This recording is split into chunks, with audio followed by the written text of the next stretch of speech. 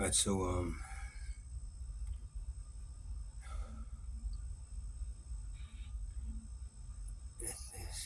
it's Tuesday, Wednesday, Thursday, Friday, Saturday, Sunday, Monday. So this is the sixth day of my fractured ribs, fractured nose. Um,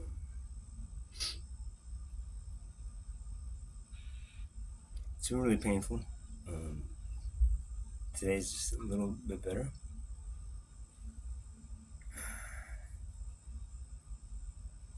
a little bit better.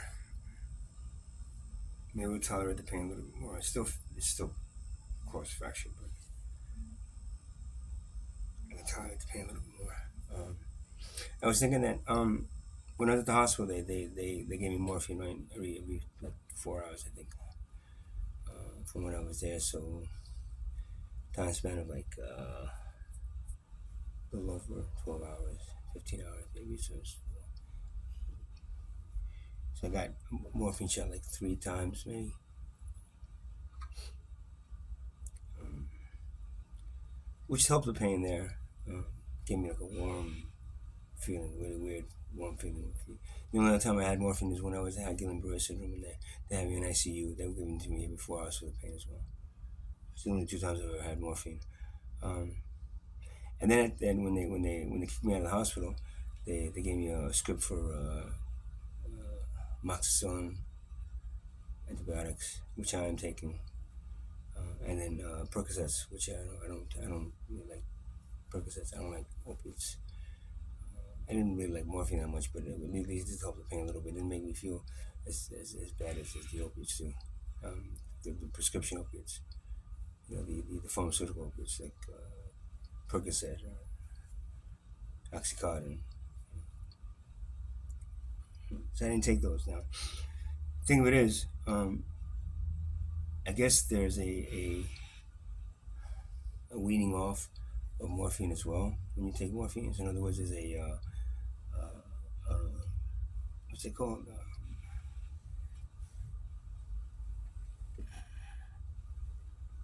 Detox pain or whatever that shit's called. When you go through like top of the pain that you're actually feeling, you actually go through a withdrawal when you stop using you know, an opiate.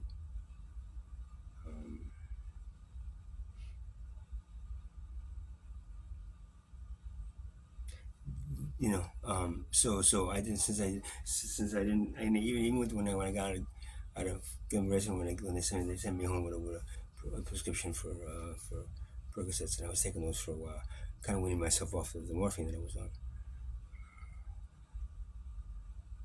Now, this time I didn't do it, of course. So even the feeling, even the pain that I was feeling from the fractured ribs and the fractured nose, um, became that much worse because I was also going through a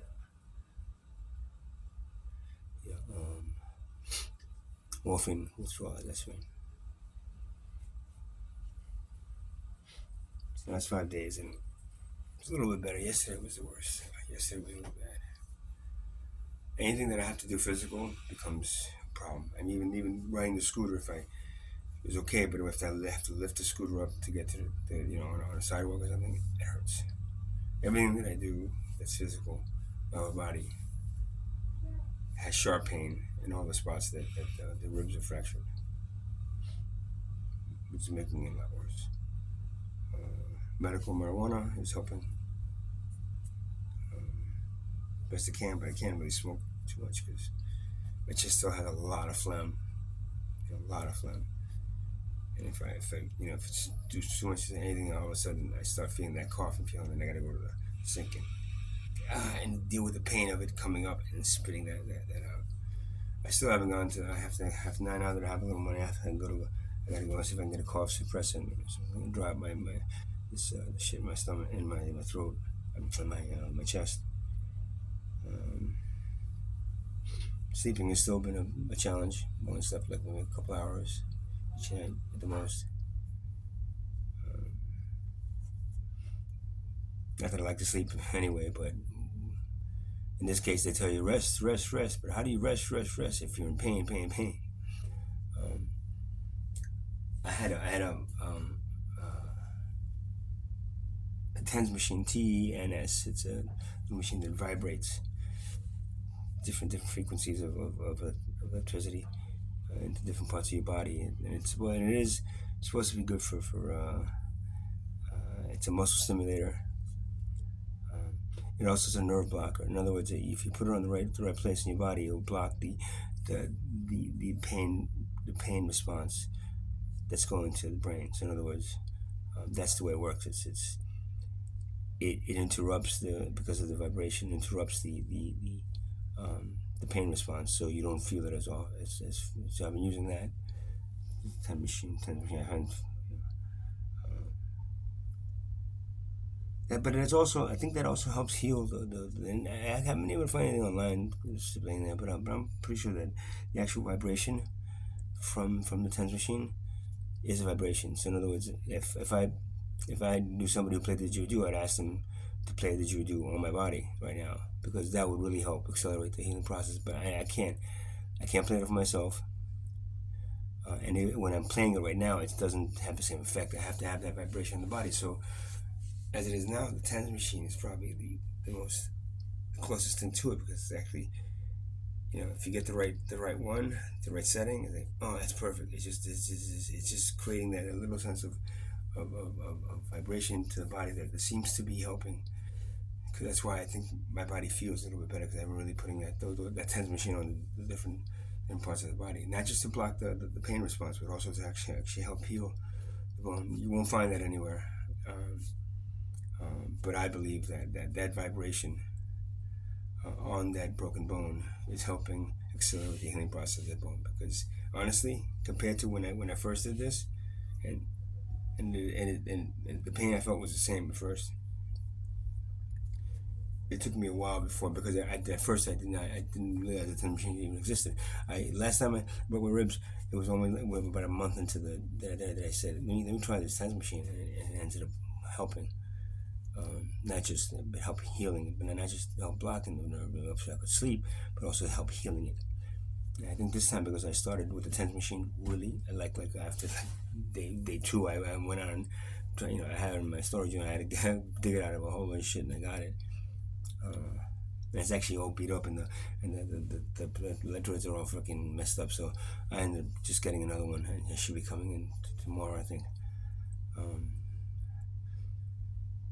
That is going to help heal these bones quicker than they would have healed normally.